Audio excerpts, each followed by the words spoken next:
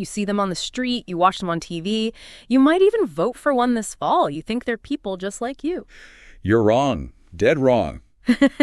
That is quite the opening line, isn't it? We're diving straight into that iconic tagline today because we are plunging deep into the 1988 cult classic, They Live. Yeah, it's a fascinating one. We've got some great material lined up, looking closely at the movie itself, its production, its reception. And definitely its meaning, because really this isn't just revisiting an old sci-fi movie, is it? We're digging into why They Live still feels so well-pointed today. Absolutely. It's kind of wild how John Carpenter managed it. He took this, sci-fi action premise and just layered it with this really sharp social commentary. He's a master at that genre blending. Totally. It delivers the action, the suspense, but underneath.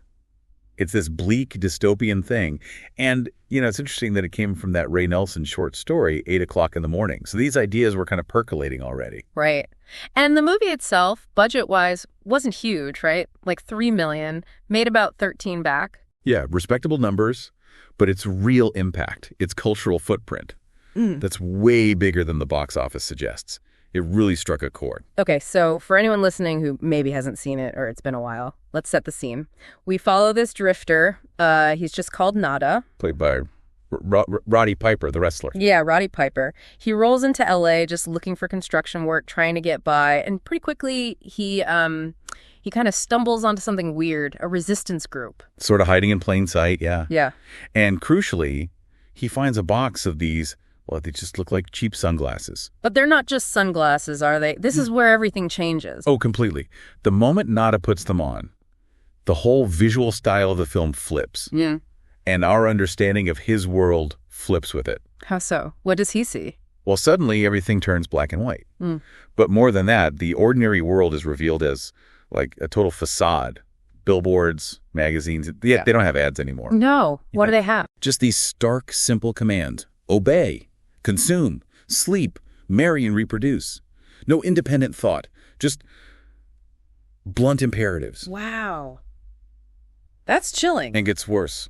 He looks at people and, some of them, they're not people. They look like these, grotesque, skeletal, almost bug-eyed aliens hiding behind human masks. So it is an alien invasion movie, kind of. Yes and no. I mean, technically, yes, but the film immediately suggests these aliens are already here integrated. They're the rich, the powerful. They're working with human collaborators. They've been using those subliminal messages. Exactly, to keep the human population docile, consuming, distracted, basically under control, while the aliens and the human elite get richer and run things. So it's sci-fi action on one level. Definitely. Pulpy, B-movie fun in some ways. Nada finding the glasses, figuring things out, fighting back. But then there's this whole other layer, this really biting political satire aimed squarely at, Reagan-era America at the time. Right. Consumer culture, the gap between rich and poor, media manipulation, it's all in there. And Carpenter does it with his, signature style. Deadpan humor, bleak outlook, and then suddenly, bam. Really sudden violence. It's quite a mix. And speaking of the action, let's talk about Roddy Piper as Nada. Casting a pro wrestler maybe seemed risky. Yeah, you might think so, but it actually works incredibly well. He brings this realness, like a genuine working class vibe. He's not slick. He feels like a guy pushed too far. Totally. He's believable as this drifter who just, sees too much. And of course, he gets that line, probably one of the most famous movie lines ever. Oh, yeah. I have come here to chew bubblegum and kick ass. And I'm all out of bubblegum. It's just perfect. It captures that weird blend of tough guy talk and slightly absurd B-movie energy. It really does. And Piper's maybe slightly stiff delivery sometimes. It almost adds to the charm, He feels like a real dude, not a polished movie star in this insane situation. And he's not alone. He teams up with Frank, played by Keith David. Keith David is fantastic in this. He brings so much weight, so much gravity to it. He's the grounded counterpoint to Nada's sudden awakening. Their dynamic is key, and it leads to that fight scene. Oh, the alley fight. It's legendary. It goes on for what feels like forever, like 6 minutes. Something like that. It's just this brutal, drawn-out brawl because Nada is desperately trying to force Frank to just put on the damn sunglasses and see the truth. It's almost funny in how excessive it is, but it's also really grim. Yeah. And yeah, you can totally read it as a metaphor. For what? Like the difficulty of waking people up. Exactly. How hard it is to make someone see something they're comfortable not seeing. the resistance to uncomfortable truths. That makes sense. And we should also mention Meg Foster as Holly. She adds this icy, ambiguous quality. You're never quite sure about her. Yeah, she plays that really well, adds another layer of distrust and uncertainty. So beyond the characters, the film's look is crucial, right? The visual language. Absolutely essential. The alien design itself. It's simple, almost skeletal, these horrible staring eyes. Really unnerving because it's hidden just beneath the surface. And those messages, the black and white commands. Iconic. Just seeing obey slapped onto a billboard where an ad should be, or marry and reproduce on money. It's so blunt, so disturbing. And the way the world looks through the glasses, that stark monochrome, it really sells the idea of stripping away illusion. Definitely. And the overall feel of the film, Carpenter creates this like blue-collar nightmare aesthetic, lots of TV static, rundown locations, boarded up buildings. It feels gritty, oppressed. You mentioned the low budget earlier. Does that almost help? I think so. It gives it this anti-establishment kind of punk rock feel. It's not slick or polished. It feels raw, like the message itself. And the sound complements that perfectly. The score, it's Carpenter again with Alan Howarth. Yeah, and it's not your typical big sci-fi score. It's very minimal, bluesy, almost hypnotic. It creates this constant sense of unease, of something being wrong just under the surface. Like a low hum of dread. Exactly.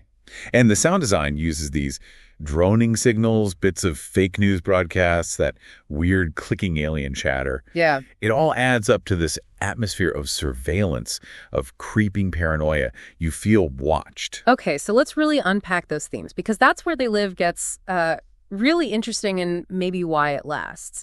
Consumerism and capitalism. Yeah, it's pretty front and center. The film basically portrays extreme corporate greed as literally dehumanizing. The aliens and their human allies are just exploiting everyone else through constant consumption. Making people want things they don't need to keep them docile. Pretty much. It suggests this endless cycle of work, buy, sleep, repeat is a form of control. Keeps people distracted from the bigger picture, from who's really benefiting. It's a pretty stark critique. And linked to that is the media control aspect, television especially. Oh yeah, TV is literally the signal delivery system for the aliens' control frequency. It's shown as this, like you said, brainwashing tool, pumping out distractions, lies, keeping people in the dark.